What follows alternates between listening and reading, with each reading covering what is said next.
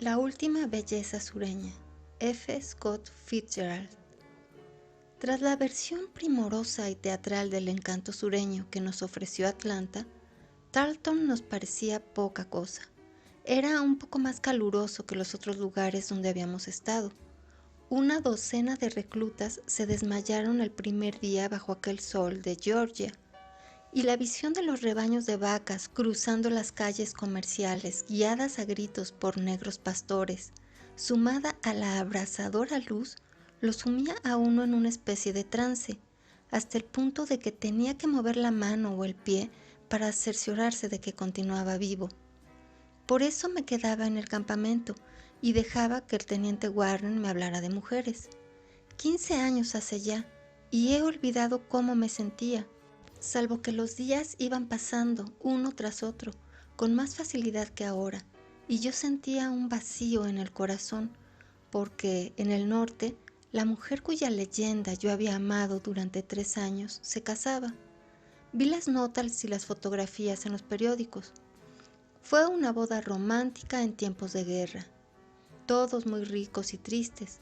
Me imaginé vívidamente el oscuro resplandor del cielo bajo el que tuvo lugar la ceremonia, y como joven snob, sentí más envidia que pesar. Llegó el día en que tuve que ir a Tarleton para que me cortaran el pelo, y conocí a un buen tipo llamado Bill Knowles, que había estudiado el mismo tiempo que yo en Harvard.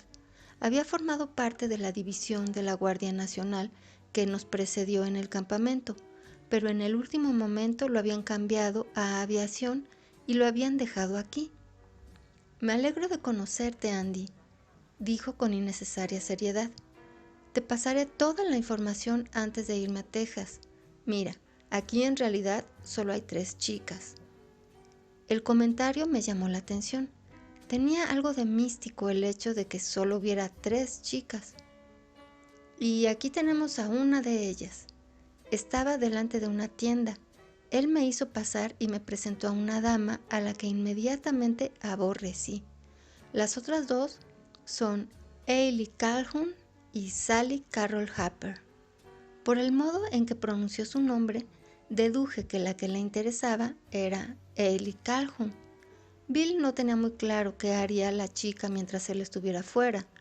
Quería que llevara una vida tranquila y aburrida. A mi edad no me importa confesar que me asaltaron nada caballerosas imágenes de Hailey Calhoun. ¡Qué precioso nombre! A los 23 años simplemente no se reconoce ningún derecho preferente sobre una joven belleza. No obstante, si Bill me lo hubiera pedido, le habría jurado con toda sinceridad que cuidaría de ella, como de una hermana. No me lo pidió. Sencillamente se lamentaba en voz alta por tener que marcharse. 3 días después me telefonó para decirme que se marchaba a la mañana siguiente y que esa noche me llevaría a casa de la chica. Nos encontramos en el hotel y caminamos hasta las afueras en el crepúsculo caluroso y florido. Las 4 columnas blancas de la casa de los Calhoun daban a la calle, y detrás de ellas la galería era una cueva oscura, con las enredaderas que cubrían por todas partes, colgantes y onduladas. Cuando íbamos en el camino de entrada, una chica con un vestido blanco salió a trompicones por la puerta principal gritando: «¡Siento el retraso!», y al vernos añadió: «Vaya, creí que os había oído llegar hace 10 minutos». Se interrumpió cuando crujió una silla y otro hombre, un aviador del campamento, Harry Lee, emergió de la oscuridad de la galería. «¡Vaya, Camby!», exclamó ella, «¿cómo estás?». Bill Knowles y él esperaron con la tensión de rivales declarados. «Camby, quiero hablar contigo a solas, cariño», dijo ella, que al momento añadió: «Nos disculparán un momento, ¿verdad, Bill?». Se fueron aparte. Al momento, el teniente Camby, sumamente contrariado, dijo con voz lúgubre: «Pues entonces que sea el jueves, pero seguro». Con un asentimiento apenas perceptible, se alejó por el camino, mientras las espuelas con las que seguramente azuzaría su aeroplano centelleaban a la luz de las farolas. «Pasad, no sé cómo te llamas». Ahí estaba, el arquetipo sureño en toda su pureza. Habría reconocido a Ailey Calhoun, aunque no hubiese oído hablar en mi vida de Ruth Draper ni leído Mars Chan. Ruth Draper fue una famosa actriz de la época, al igual que los personajes femeninos de la novela Mars Chan de Thomas Nelson Page. Influyó en la creación del arquetipo de la beldad de la época, una mujer extremadamente dulce e irresistible, pero a la vez egoísta, infantil y coqueta. Su desenvoltura, dulcificada con encanto y enérgica sencillez, le daba un halo que permitía imaginar una historia de padres, hermanos y admiradores devotos que hundían sus raíces en la época heroica del sur, a la que había que añadir la imperturbabilidad adquirida en la interminable lucha contra el calor. En su voz resonaban las notas del que da órdenes a los esclavos, fulmina a capitanes yanquis y también las suaves notas mimosas que se fundían en un hechizo desconocido con la noche. Apenas si la veía en la oscuridad, pero cuando me levanté para irme, estaba claro que no podía demorarme allí. Se paró en la puerta, bajo la luz naranja. Era bajita y muy rubia, llevaba demasiado colorete y de un rojo intenso en la cara, y tenía la nariz tan empolvada de blanco como la de un payaso, pero pese a todo, resplandecía como una estrella. Cuando Bill se haya ido, me quedaré aquí sentada sola noche tras noche. A lo mejor te gustaría llevarme a los bailes del club de campo. La triste profecía hizo reír a Bill. Un momento, susurró Ellie. Llevas las armas torcidas. Me enderezó la insignia del cuello y levantó la mirada hacia mí tan solo un segundo, pero con algo más de curiosidad. Era una mirada inquisitiva, como si preguntara, ¿podría ser tú? Como el teniente Camby, me marché de mala gana, perdiéndome en la noche que de golpe me parecía poca cosa.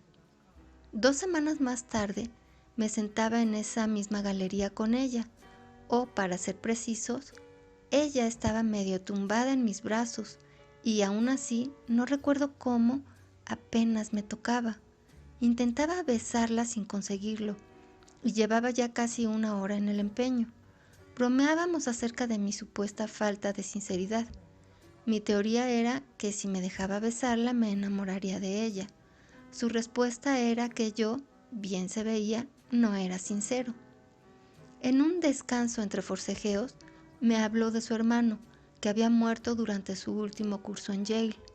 Me enseñó su fotografía, un rostro apuesto y serio con un bucle, a lo Lydekker, y me contó que cuando conociera a alguien que estuviera a su altura se casaría con él. Ese idealismo familiar me desalentó. Ni siquiera mi descarado aplomo podía competir con los muertos.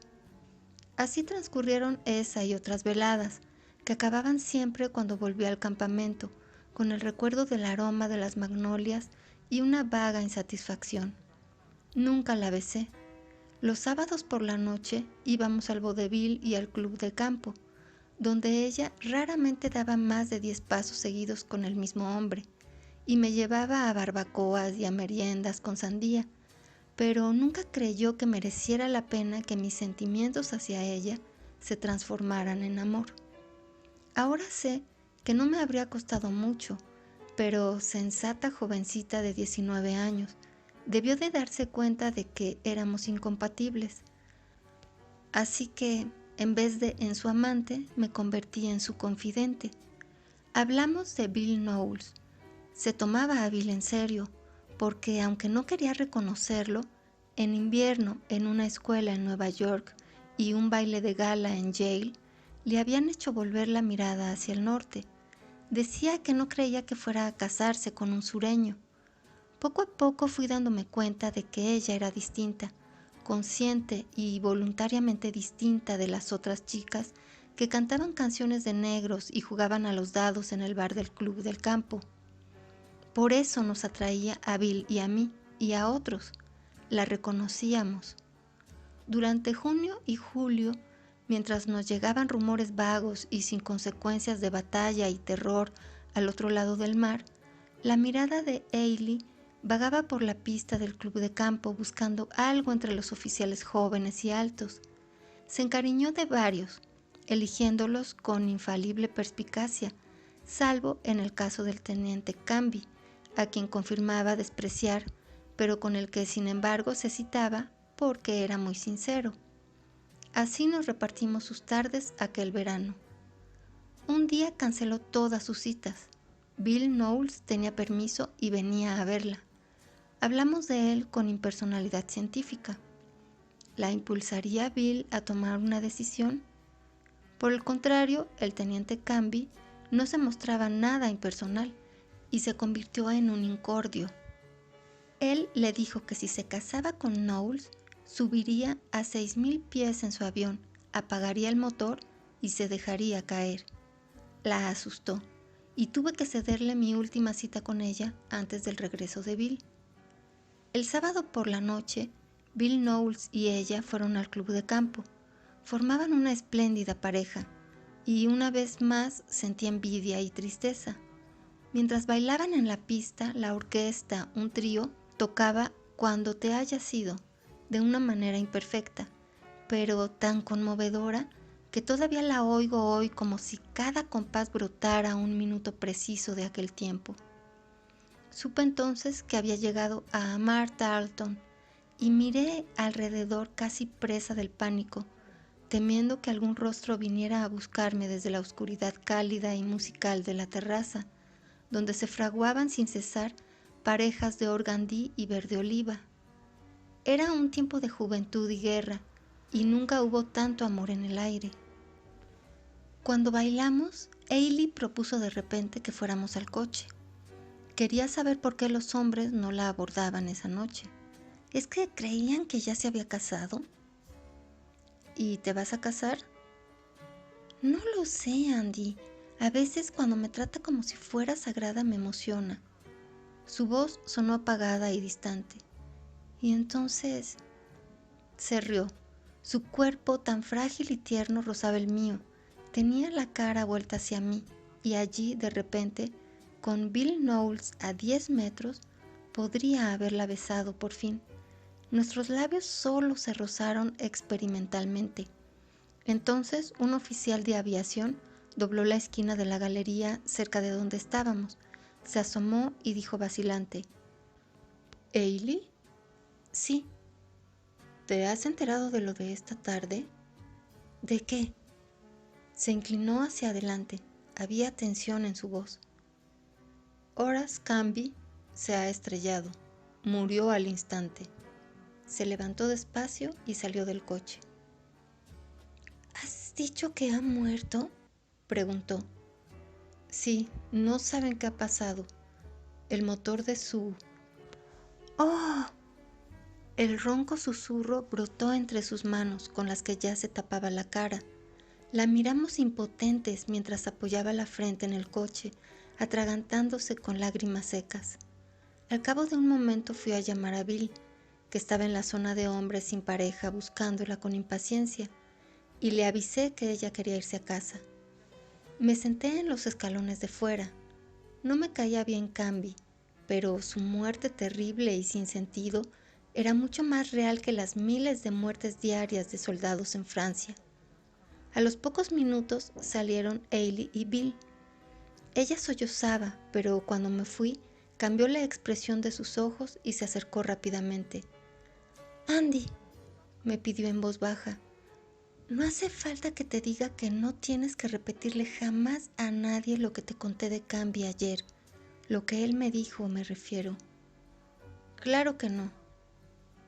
Me miró un segundo más como para asegurarse del todo. Al final se convenció. Luego suspiró de un modo tan peculiar que apenas di crédito a mis oídos, y arqueó las cejas en un gesto que solo puede describirse como fingida desesperación. «Andy». Miré al suelo, incómodo, consciente de que ella me llamaba la atención sobre el efecto involuntariamente catastrófico que tenían los hombres. «Buenas noches, Andy», dijo Bill cuando subían a un taxi. «Buenas noches», dije, y estuve a punto de añadir: «Pobre desgraciado». Por descontado, Debería haber tomado una de esas elegantes decisiones morales que la gente toma en las novelas y despreciarla. Sin embargo, no me cabe duda de que Hailey podría haberme tenido a sus pies con solo levantar la mano. Unos días después lo arregló todo, comentando melancólicamente: sé que creíste espantoso que pensara en mí en un momento como ese, pero me pareció una coincidencia espantosa. A los 26 años yo no estaba seguro de nada, salvo de que había personas fuertes y atractivas que podían hacer lo que quisieran y otras desdichadas que quedaban atrapadas e inermes. Esperaba pertenecer al primer grupo. Estaba convencido de que Hailey lo era. Tuve que revisar otras ideas sobre ella. En el curso de una larga discusión con una chica sobre los besos, en aquellos días todavía se empleaba más tiempo en hablar de los besos que en besarse. Mencioné el hecho de que Hailey solo había besado a 2 o 3 hombres y solo cuando creía que estaba enamorada. Para mi desconcierto, la chica, por hablar figuradamente, se cayó al suelo de risa. Pero si es verdad, le aseguré, descubriendo de repente que no lo era. Me lo dijo ella. Hailey Calhoun, por Dios bendito. Mira, el año pasado en una fiesta de primavera de la Politécnica, estábamos en septiembre. Partiríamos a Europa en cualquier momento. Una última jornada de oficiales llegó del cuarto campamento de instrucción. El cuarto campamento no era como los otros. Los candidatos procedían de la tropa, incluso de divisiones de reclutas. Tenían nombres extraños, sin vocales, y salvo por algunos militares jóvenes, no podía darse por sentado de que procedían de buenas familias. Se incorporó a nuestra compañía el teniente Earl Shawn de New Bedford, Massachusetts, uno de los mejores ejemplares de fuerza física que he visto en mi vida. Medía 1,90, tenía pelo negro, buen color y brillantes ojos castaños. No era demasiado inteligente y se le notaba la incultura, pero era un buen oficial, animoso, con don de mando y ese oportuno toque de vanidad que también sienta a los militares. Yo pensaba que New Bedford era una aldea en medio del campo y atribuía a eso su engreimiento. En los barracones teníamos que dormir de 2 en 2 y Shawn y yo compartimos dormitorio. No había pasado una semana y ya había una fotografía de estudio de una chica de Tarleton clavada brutalmente a la pared. No es una chica fácil ni nada por el estilo, es de alta sociedad, se mueve con lo mejorcito de por aquí. El siguiente domingo por la tarde conocí a la dama en una piscina semi-privada en el campo. Cuando llegamos Hailey y yo, el cuerpo musculoso de Shawn salía de la piscina a punto de romper el bañador. Teniente! Cuando le devolví el saludo con la mano, sonrió y me guiñó el ojo al tiempo que hacía un gesto con la cabeza, señalando hacia la chica que estaba a su lado. Le dio un codazo en las costillas y me señaló a mí. Era una forma de presentación. ¿Quién es el que está con Kitty Preston?, preguntó Hailey, y cuando se lo dije, comentó que parecía un empleado del tranvía y fingió que buscaba su billete. Al cabo de un momento, él se acercó nadando vigorosa y grácilmente y emergió a nuestro lado de la piscina. Le presenté a Hailey. ¿Qué te parece mi chica, teniente?, me preguntó. Ya le dije que estaba muy bien, ¿no es verdad? Sacudió la cabeza hacia Hailey, esta vez para indicar que su chica y Hailey se movían en los mismos círculos. ¿Por qué no cenamos una noche todos en el hotel? Los dejé a solas un momento, divertido, al notar que Hailey había decidido ya que, en cualquier caso, ese no era su ideal. Pero el teniente Earl Shawn no se lo podía quitar uno de encima tan fácilmente. Recorrió con mirada alegre e inofensiva la esbelta y preciosa figura de Hailey y decidió que ella le venía mejor que la otra. A los pocos minutos los vi juntos en el agua, Hailey alejándose con su estilo mecánico y remilgado, y Shawn alborotando a su alrededor y por delante deteniéndose de vez en cuando y mirándola fijamente, fascinado como un niño embobado ante una muñeca nadadora. Él no se apartó de su lado en toda la tarde. Al final, Ailey se acercó y me susurró entre risas: «No deja de perseguirme por todas partes. Cree que no he pagado el billete de tranvía». De pronto volvió la cara. La señorita Kitty Preston, con cara de azoro, estaba frente a nosotros. «Ailey Calhoun, no te creía capaz de ir por ahí arrebatándole deliberadamente el hombre a otra chica». Una expresión de inquietud ante la escenita que se avecinaba sobrevoló la cara de Ailey. «Creí que te tenías muy por encima de esas cosas». La señorita Preston hablaba bajo, pero en su voz reverberaba esa tensión que puede percibirse más allá de donde se puede oír, y vi que los encantadores ojos claros de Ailey miraban alrededor con pánico. Afortunadamente, Earl en persona se nos acercaba despacio, con paso alegre e inocente.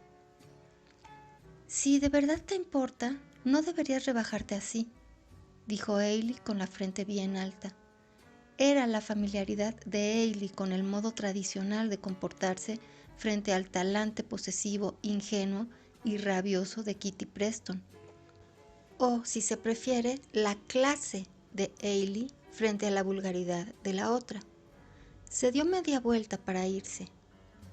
«Espera un momento, chica», gritó Earl Schoen. «¿No me das tu dirección? A lo mejor algún día me apetece verte». Ella lo miró de un modo que debía hacerle entender a Kitty su absoluto desinterés por él.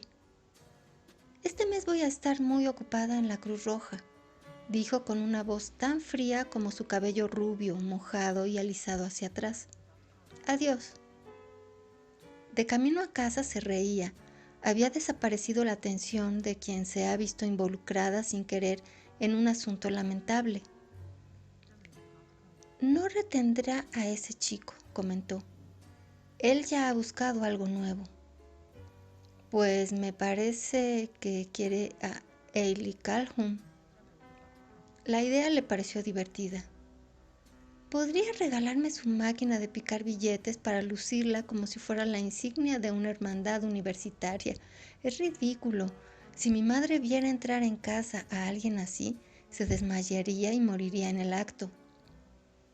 He de reconocerle a Ailey que pasaron 2 semanas enteras antes de que él entrara a su casa, aunque Earl le metía tanta prisa que ella fingió enfadarse en el siguiente baile del club de campo. «Es un pedazo de bruto, Andy», me dijo entre susurros, «pero es muy sincero». Empleaba la palabra bruto con menos convicción que si se hubiera tratado de un chico del sur. Ella solo percibía su tosquedad con la cabeza. Su oído no sabía distinguir una voz yanqui de otra, y por alguna razón la señora Calhoun no murió al verlo en el umbral de la puerta. Los prejuicios supuestamente imposibles de erradicar de los padres de Ailey resultaron un fenómeno oportuno que desaparecía a su voluntad.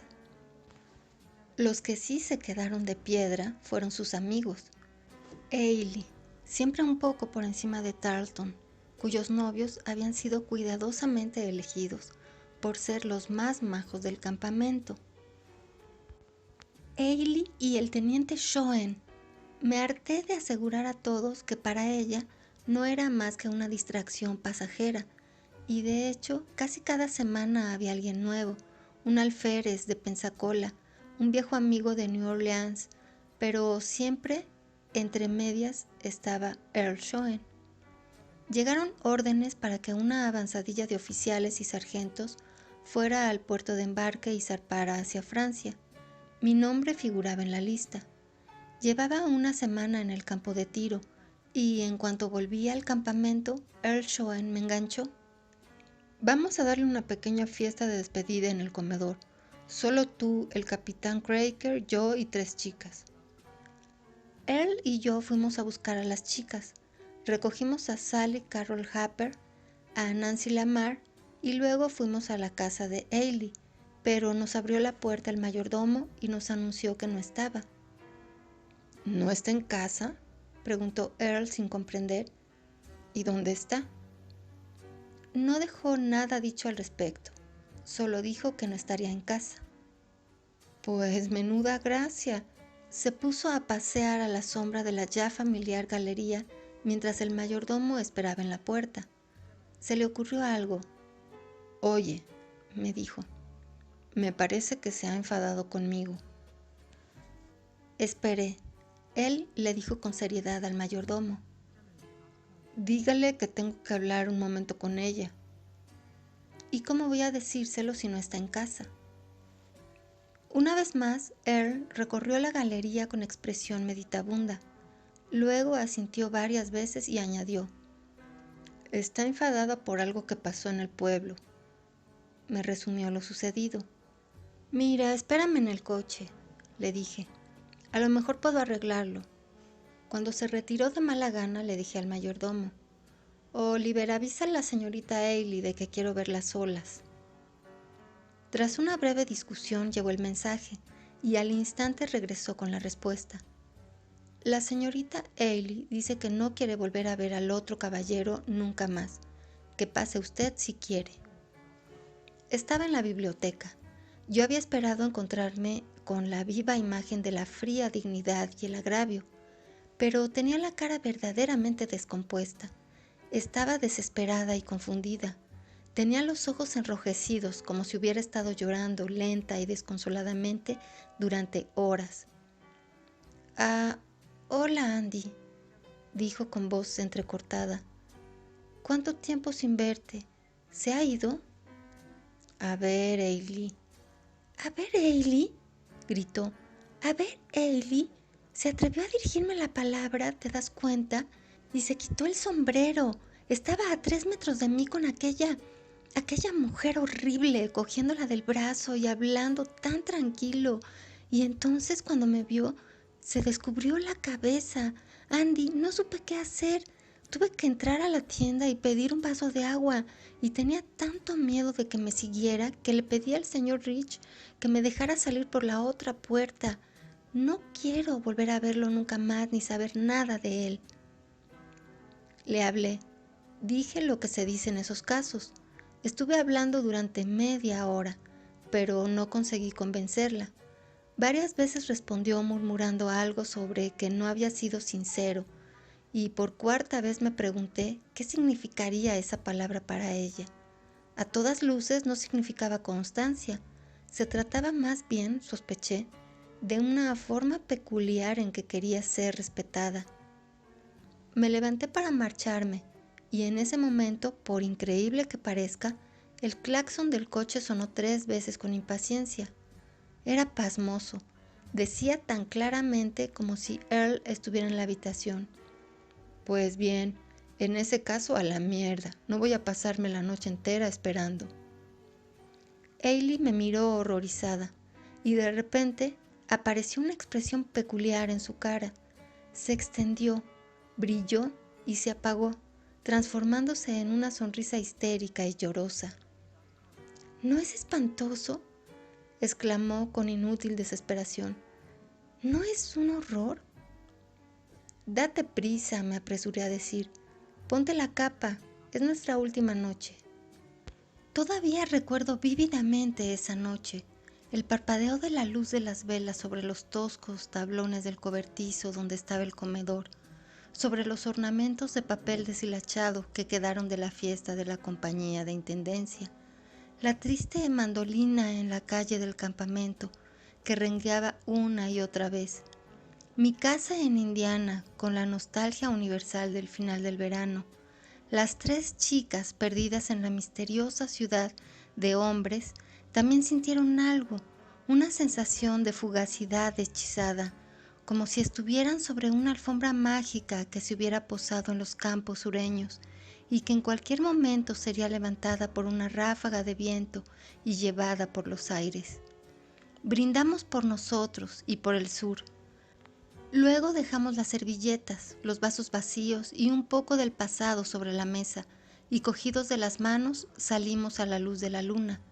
Ya habían tocado a silencio, no se oía nada, salvo el lejano relincho de un caballo, un ronquido fuerte y persistente que nos hizo reír y el taconeo de un centinela que presentaba armas en el puesto de guardia.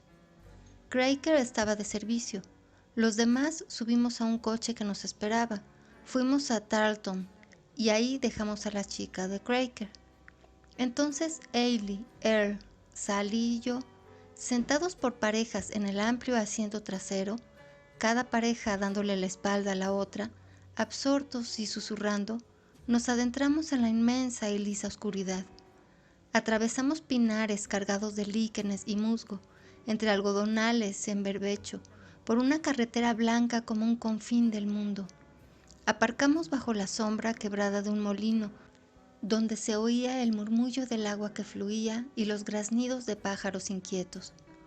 Cuanto se veía parecía recubierto de un resplandor que intentaba filtrarse por todas partes. En las perdidas cabañas de los negros, en el automóvil, en las profundidades del corazón. El sur cantaba para nosotros. Me pregunto si los demás se acordarán. Yo sí. Las caras pálidas y frías, los ojos soñolientos y amorosos, y las voces. ¿Estás cómoda? Sí, ¿y tú? ¿Seguro que estás cómoda? Sí. De repente nos dimos cuenta de que era tarde y estábamos solos. Volvimos a casa. Nuestro destacamento partió hacia Camp Mills al día siguiente, pero al final no llegué a ir a Francia. Pasamos un mes muy frío en Long Island. Subimos a un transporte con los cascos de acero colgados en el correaje y luego desembarcamos en el mismo sitio. Ya no había guerra. Me la había perdido. Cuando volví a Tarleton, intenté dejar el ejército, pero tenía rango de oficial regular y me retuvieron la mayor parte del invierno. Earl Schoen fue uno de los primeros en ser desmovilizados. Quería encontrar un empleo, mientras hubiera dónde escoger. Ailey no había querido comprometerse, pero había un acuerdo tácito entre ellos de que él volvería. Para enero, los campamentos que durante 2 años habían dominado la pequeña localidad iban desapareciendo.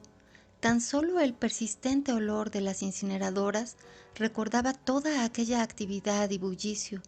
La poca vida restante se centraba amargamente alrededor del edificio del cuartel general, de la división y de los malhumorados oficiales profesionales que también se habían perdido la guerra. Y entonces los jóvenes de Tarleton empezaron a regresar desde todos los rincones de la tierra, algunos con uniformes canadienses, otros con muletas o mangas vacías. Un batallón repatriado de la Guardia Nacional desfiló por las calles con huecos en las filas en honor a sus caídos, y luego los soldados se apearon del romanticismo para siempre y vendían todo lo vendible en los mostradores de las tiendas locales. Solo unos pocos uniformes se mezclaban ya con los trajes de gala en el baile del Club del Campo. Poco antes de Navidad, Bill Knowles se presentó inesperadamente un buen día y se marchó al día siguiente. O bien le planteó un ultimátum a Ailey, o ella se había decidido por fin. La vi algunas veces cuando no estaba ocupada con los héroes regresados de Savannah y Augusta, pero me sentía como un superviviente pasado de moda, y lo era. Ella esperaba a Earl Schoen con tal incertidumbre que no quería hablar del tema. Llegó 3 días antes de que me dieran la licencia definitiva. Me los encontré casualmente, paseando por la calle principal, y no creo haber sentido tanta pena por una pareja en mi vida, aunque supongo que situaciones similares se repetían en todas las ciudades donde había habido campamentos. El aspecto de Earl era todo lo lamentable que puedan imaginarse. Llevaba un sombrero verde con una pluma y su traje seguía esa moda grotesca a la que han puesto fin la publicidad y las películas. Evidentemente había acudido a su antiguo barbero, porque el cabello de su rosáceo cogote había sido rasurado a conciencia.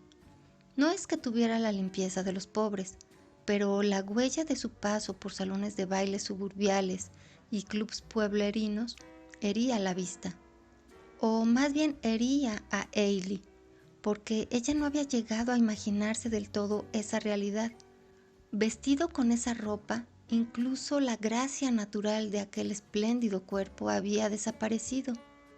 Al principio, Earl había alardeado de su buen empleo, que les serviría para salir adelante hasta que empezara a ganar dinero fácil.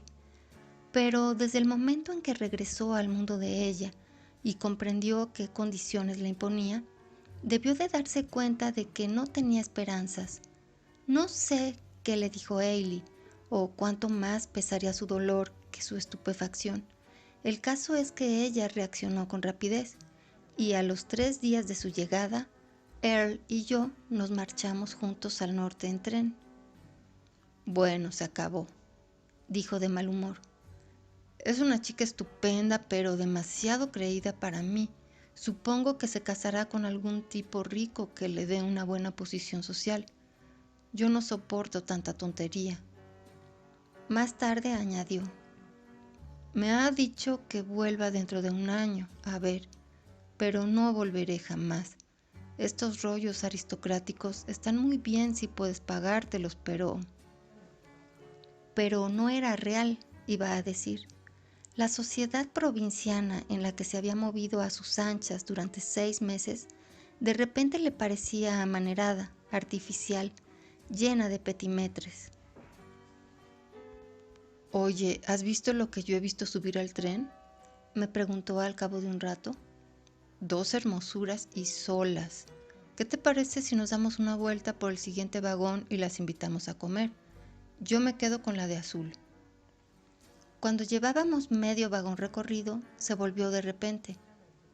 Dime una cosa, Andy, me preguntó con el ceño fruncido.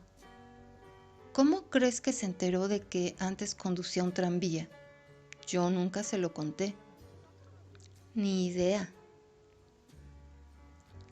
Este relato llega ahora a una de las grandes lagunas que me esperaban desafiantes desde el comienzo.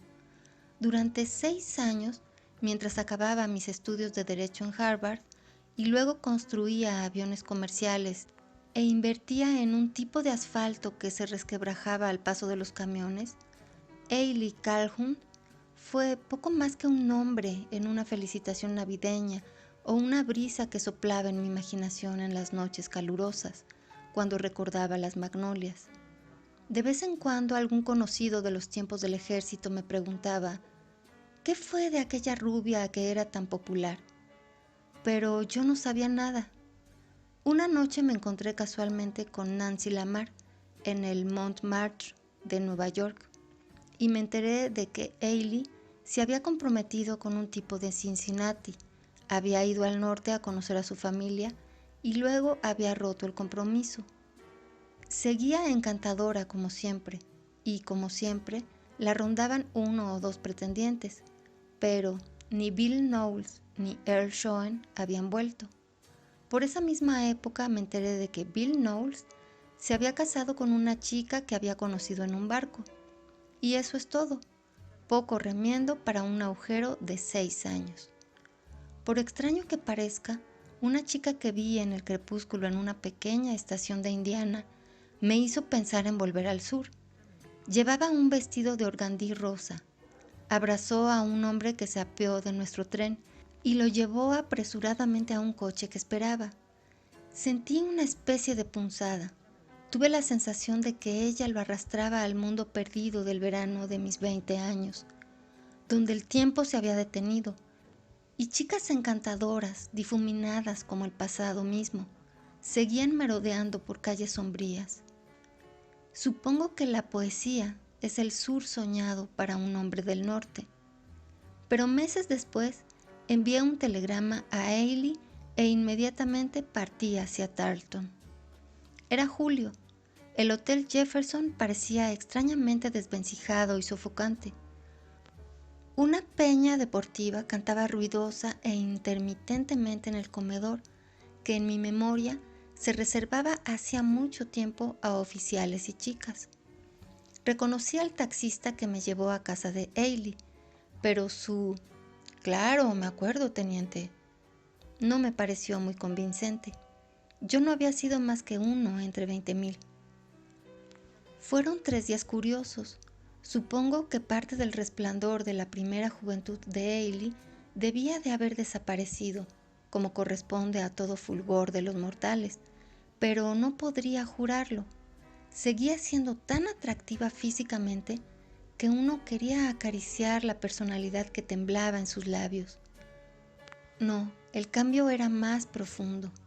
Enseguida me di cuenta de que su actitud era distinta. Las modulaciones del orgullo, las insinuaciones de que conocía los secretos de los tiempos más radiantes y esplendorosos de antes de la guerra, habían desaparecido de su voz. No tenía tiempo para ella mientras divagaba, haciendo bromas entre risueñas y desesperadas sobre nuestro sur. Todo cabía en aquellas bromas con tal de que no cesara el parloteo y no nos diera tiempo de pensar en el presente, el futuro, en ella misma y en mí. Fuimos a una bulliciosa fiesta en casa de un matrimonio joven, en la que ella fue el centro nervioso y resplandeciente. Después de todo, ya no tenía 18 años, pero era tan atractiva en su papel de payasa atolondrada como lo había sido el resto de su vida. ¿Sabes algo de Earl Schoen?, le pregunté la segunda noche, cuando íbamos de camino al baile del club de campo. No, se puso seria un instante. Pienso en él a menudo. Fue él...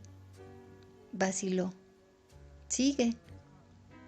Iba a decir que fue el hombre al que más he amado, pero no sería verdad. No puedo decir que lo amara, porque si no me habría casado con él, a pesar de los pesares, ¿no? Me miró inquisitivamente. Al menos no lo habría tratado como lo traté. Era imposible. Desde luego, coincidió, con tono dubitativo. Cambió de humor y se puso frívola. ¿Cómo nos engañaron los yanquis a las pobrecitas chicas del sur? ¡Ay, Dios!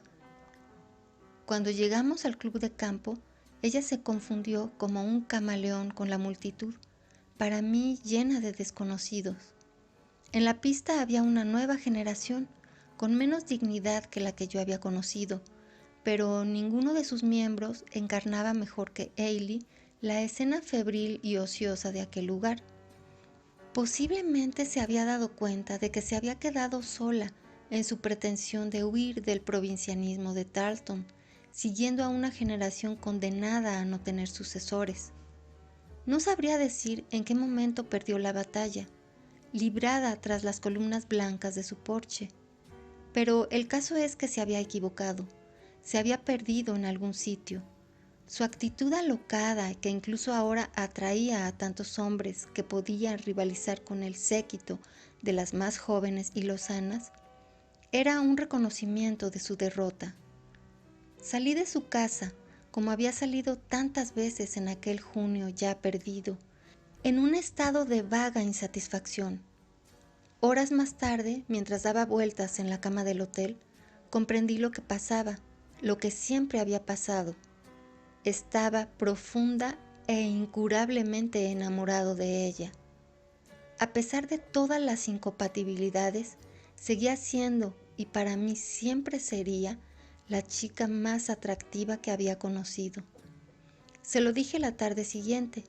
Era uno de esos calurosos días que yo conocía también, y Ailey estaba sentada a mi lado en un sofá de la biblioteca en penumbra. «Oh, no podría casarme contigo», dijo casi asustada. «No te quiero de esa manera en absoluto, nunca te amé, ni tú a mí tampoco me amas.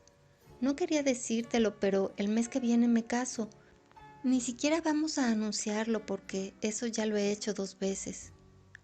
De repente cayó en la cuenta de que podía estar haciéndome daño. «Andy, lo que pasa es que has tenido una ocurrencia tonta, ¿verdad? Sabes bien que no podría casarme con un hombre del norte». «¿Quién es?», pregunté. «Es de Savannah». «¿Y estás enamorada?». «Claro que lo amo». Los dos sonreímos. «Claro que sí, pero ¿qué quieres que te diga?». No tenía dudas, como no las había tenido con los otros. No podía permitirse tener dudas. Lo supe porque hacía mucho que ella había dejado de fingir conmigo. Esa naturalidad, me di cuenta, se debía a que no me consideraba un pretendiente.